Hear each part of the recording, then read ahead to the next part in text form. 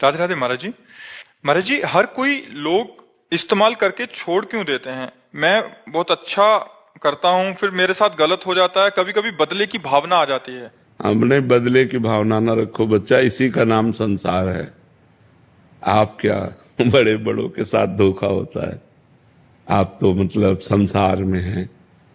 शिष्य ने गुरु को जहर दे दिया गुरु की संपत्ति पे। एक बहुत बड़ा स्थान है, हम गंगा किनारे जब भ्रमण करते थे तो वो मास्टर था शिष्य, तो वो पहले मास्टरी छोड़कर शिष्य बना, फिर विरक्त हुआ और फिर उनको जहर दे दिया जो गुरुजी थे, और फिर उनकी संपूर्ण प्रॉपर्टी का अधिकारी बना।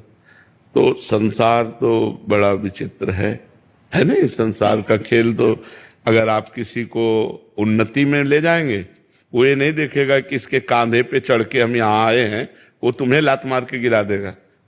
ये संसार का मतलब स्वरूप है ऐसा। आपका ही विषय नहीं, कोई करके देख लो। आप किसी का उपकार करो, वो अवसर आने पर आपके साथ प्रतिकूल व्यवहार जरूर कर सकता है, अनुकूल व्यवहार नहीं करेगा। ये संसार का स्वरूप है। तो अगर आप परोपकार करो तो उसे भगवान को समर्पित कर दो, पलट कर उससे मत चाहो। अगर चाहोगे तो दुख ही मिलेगा।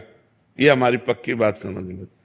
यहां कपट छल ये बहुत जोर का चल रहा है। कलयुग है, पाए जान जगत में सब जन कपटी कुटिल कलयुगी टंच।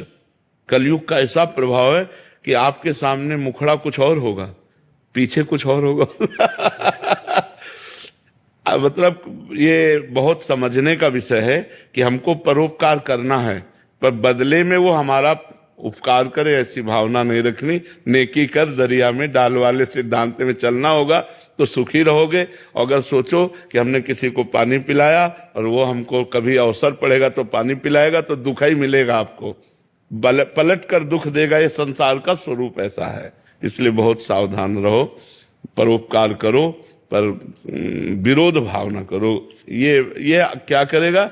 अपने को परेशान कर देगा, अपने चिंतन खराब होगा।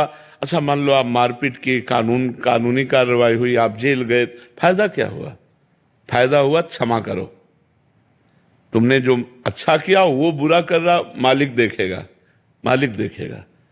देखो, भगवान जब हिसाब किताब करता है ना, तो उसमें इतनी भी कमी नहीं रखता। थोड़ा बड़ा सिस्टम है, सिस्टम बहुत बड़ा है ना, अनंत ब्रह्मांड है, अनंत ब्रह्मांड है।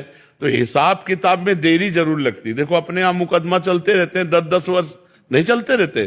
केस फाइनल होने में 10वें वर्ष मुकदमा चलता रहता है, जबकि एक देश की बात है और अनंत देशों अनंत राष्ट्रों की बातें भगवान के पास है। तो थोड़ा वहां देरी है, पर जब वो हिसाब करेगा तो फिर उसमें राय पाई का अंतर नहीं रहेगा। इसलिए हम उनके ऊपर छोड़ दें और हम मस्ती में हो जाएं। मालिक हिसाब करेगा और हम हिसाब करेंगे तो फंस जाएंगे, क्योंकि हमारे द्वारा कर्म बिगड़ जाएगा, मानसिकता बिगड़ गई, संपत्ति नष्ट हुई, जीवन नष्ट हो सकता है, ज्यादा गुस्सा आ गई, हिंसा हो सकती है। हमको लौटना चाहिए, विरोध भाव से वापस लौटना चाहिए, क्रोध भाव को अंदर दबाना चाहिए और अपने को बचा लेना चाहिए। नहीं तो बहुत प्रकार की समस्याएं हमारे जीवन में आ सकती हैं।